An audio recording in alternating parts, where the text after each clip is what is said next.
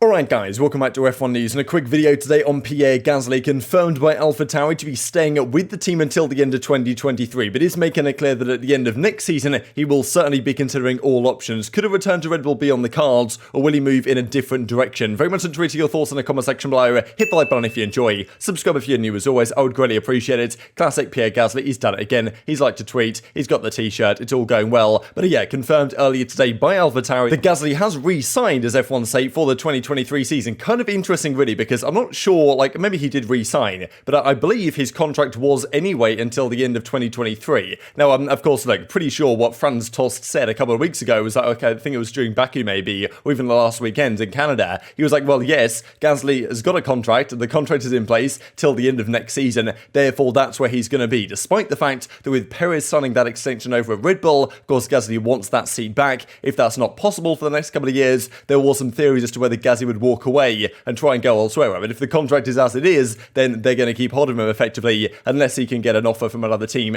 to buy him outright. McLaren was kind of one of the key discussion points, but it seems like that doesn't really work out right, because Riccardo seems like he will be staying there until the end of his contract at the end of 2023. It's really probably next year where things really kick off in terms of which drivers will be available for teams to move around, especially if Perez is still doing a great job in the Red Bull next season. You'd imagine that Gasly's probably thinking it's rather unlikely he's going to get that seat and might look for a different route into a competitive car, because he knows that, look, he wants to be a world champion, he's not going to win the world championship in the AlphaTauri. So whether he waits again for the Red Bull seat, which might become available in a couple of years time, but it's far from guaranteed, or he goes down a different route, tries to get Mercedes, you know, who knows if he can get Hamilton's seat from Mercedes when that opportunity comes around in a couple of years time, or does he go in the McLaren route? There are some options for him, but well, nothing that's going to happen now. As AlphaTauri say, he's not going anywhere, right, at least as of yet. Kind of an interesting way to phrase it, because it almost like, it sounds like he's been trapped in the contract effectively. I'm sure Gasly's having to be there for now, but look, the contract is in place, and therefore he's going to stay with the team through to next season. This is as the article describes. The 26-year-old Frenchman has been with us since 2017. Also had that brief stint, 12 race or so in the Red Bull. Didn't really work out, but still, last year he drove spectacularly. This year's been pretty good as well so far. Got a great P5 in Baku as well, actually. Helped, of course, by the Ferrari reliability issues, but still, nonetheless, it's a P5. And as he says, I've been with this team for 5 years now, and I am proud of the journey we've been through together and the progress that we have made since, I guess, the Toro Rosso days. I'm happy to remain with my Scuderia AlphaTauri team. This year's new regulations have created new challenges for us, and being able to plan our development with the team for the next 18 months or so is a good working basis. This, I thought, was a rather interesting statement, clarifying 18 months, right? 6 months of this season, 12 months of next season, and then that's it, effectively, right? You've got 18 months of me here, Gasly, saying, and then I'm gone. If, of course, opportunities are available on teams that might be more competitive, and if he thinks that the kind of Red Bull system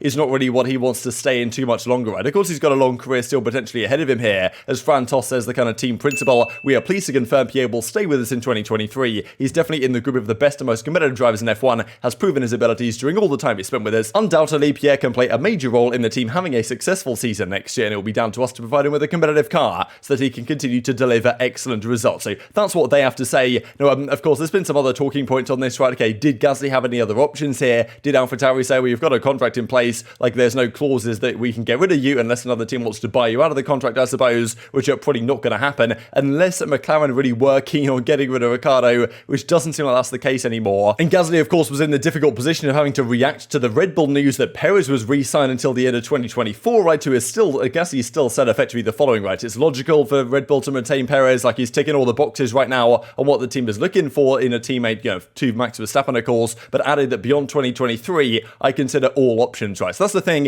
Gasly's not making it clear at all that he's going to stay in the kind of Red Bull trajectory, try and get that seat back. I'm sure he wants it. I'm sure that's his ideal path, but it might not be guaranteed at all, right? And there were some questions recently about Daniel Ricciardo's future in the McLaren, like after Zach Brown said that they're kind of mechanisms to get rid of Ricciardo, but now they're saying that actually the relationship there with Ricciardo is great, and he's been performing better the last couple of races, it must be said, even in a McLaren which has not been competitive, and has pretty much been going backwards through the pecking order the last couple of races or so. But yeah, I mean, how many other options really were there for Gasly? Does he want to go to Aston Martin? Does he want to go to Haas? Like, probably not, because yes, there are question marks about Vettel and Schumacher, and of course Latifi expected to get replaced by Piastri. Alonso doesn't want to go, like he's going to stay in the Alpine seat, it seems, as well. So really the only realistic option for next year was the McLaren seat, which probably is not going to happen, right? So he said, look, 18 months, I'm staying here. The team wants to keep me here, like the contract was signed, but at the end of that, then that's when he's going to try and go elsewhere, right? And at that point, of course, Sergio Perez's contract, when this was kind of made actually a couple of months ago now, Perez hadn't actually signed his extension, but his extension, I believe, until the end of 2024. But this is what it looks like across the board. So Verstappen has this crazy contract until 28, which might be a sensible move, honestly. Norris and Bottas signed to the end of 2025. Leclerc, Sainz, Ocon, end of 2024. Then we've got, this is kind of the big group, really. The Gasly's here. His contract ends next season. So does Riccardo and the two Mercedes drivers. And, of course, Kevin Magnussen, right? So it's kind of the question there, like, will Gasly have an opportunity in the McLaren? Will he have an opportunity in the Mercedes? That's another question as well. That's probably what he's thinking, because Perez signed until the end of 2024. Like, he's probably thinking, well, you know, maybe if Perez doesn't drive well next year, or maybe the end of this year, he might think there's a possibility in that seat, or he's really eyeing up at, well, a move to Mercedes power, which might be the way to go if he actually wants to be a world champion, which I'm sure is his kind of, what, is his goal, because Verstappen's not going to go anywhere from Red Bull in the next coming years. And of course, like, if you go and join Red Bull, you pretty much know what is expected of you there, right? Yes, they don't say specifically or explicitly that Verstappen is the number one guy, but look, he's got the number one in his car. He's the number one guy. He's the guy that's always going to get the preferences in terms of the way the car is built, the way the car is designed to his preferences, and also in terms of strategy and all these other things. We've even seen so far this season, right, at Spain, exactly that's what's happening, and Perez maybe wasn't too happy about it, right? So that's just how Red Bull are going to operate. It makes sense from their perspective to try and lock down the Drivers' Championship as many single times as they possibly can. But if Gasly wants to step into that seat, he's either got to be confident he can go head-to-head with Max Verstappen and also the Red Bull team themselves, you could argue, or he could go down different routes and join a different team where he might not have to deal with those issues. So intrigued to your thoughts on that one in the comment section below. I'm just expecting that, you know, after next season, like, he might stay at AlphaTauri, but I think, like, at that point he probably realizes in his career, if he actually wants to do anything with his career, like, of note, then he's got to try and find a move elsewhere, right? So the politics are going to come into play, but as I say, kind of this end of 2023 class here definitely creates lots of room for potential maneuver. So there we go, as Toss says, right? Obviously, it's down to AlphaTauri to provide him with a competitive car. This year's car has been very much up and down.